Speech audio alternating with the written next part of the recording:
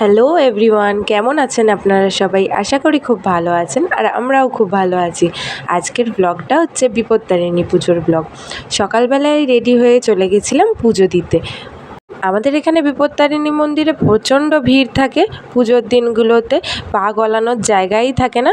তবু আমি যে টাইমে গেছিলাম সেই টাইমে একটু ফাঁকা ছিল। রাত 3টে থেকেই এখানে পুজো শুরু হয়ে যায় আর ঠিক এতগুলো করেই লোক জমা হতে থাকে রাত 3টে থেকেই। এইখানে প্রথমে পুজো দিয়ে নিচ্ছিলাম। আজকে ভেতরে পুজো দেওয়ার কোনো ব্যবস্থা নেই, এই বাইরে থেকে পুজো দিয়ে তারপরে ব্রতকথা শুনে তারপর ভেতরে যাওয়ার নিয়ম শুধুমাত্র বিপত্তারিণী পুজোর দিনটাই, কারণ অত্যন্ত ভিড় হয়ে যায়। আগে এরম ছিল না, আগে পুরো পুজোটাই ভেতরে হতো, কিন্তু এখন এই করোনার পর থেকে বাইরে পুজো হয়, তারপরে ভেতরে গিয়ে শুধু মাকে দর্শন করা হয়।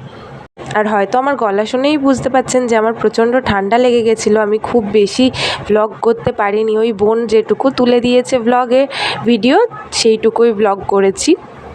তো এখানে ফার্স্টে পুজো করে নিয়ে আমি চলে এসেছিলাম ব্রতকথা শোনার জন্যে। তারপরে ব্রতকথা শুনে নিয়ে আস্তে আস্তে ওইখান থেকে দড়িগোটা ছাড়লো। এরপর অঞ্জলির ফুলটা ওপরে গিয়ে মায়ের পায়ে দিয়ে আর নিচে নেমে চলে আসবো। আর আমি লাইন দিয়ে যাচ্ছিলাম, এত ভিড় ছিল, প্রচণ্ড ঠেলাঠেলি হচ্ছে। আর উল্টো রথ যেহেতু এখনো হয়নি, তো রথটা বাইরেই আছে। তারপর ঠাকুরগুলো দেখতে দেখতে উপরে চলে গেলাম বিপত্তারিণী মায়ের কাছে। এখানে খুব বেশিক্ষণ দাঁড়াতে দিচ্ছিল না ওপরে মন্দিরে গিয়ে, শুধু ফুলটা দিতে যেটুকু সময় সেইটুকু সময়েই আপনি দাঁড়াতে পারবেন। আর ব্রতকথা শোনার আগেই আমি ডোরটা বেঁধে নিয়েছিলাম। এখানে যিনি পুজো দেন পুরোহিত মশাই বেঁধে দিয়েছিলেন ডোরটা। তারপর মাকে বেশিক্ষণ দেখাতে পারলাম না, হালকা করেই আপনাদের দেখালাম, কারণ খুব বেশি ভিডিও ক্লিপ নিতে দিচ্ছিল না।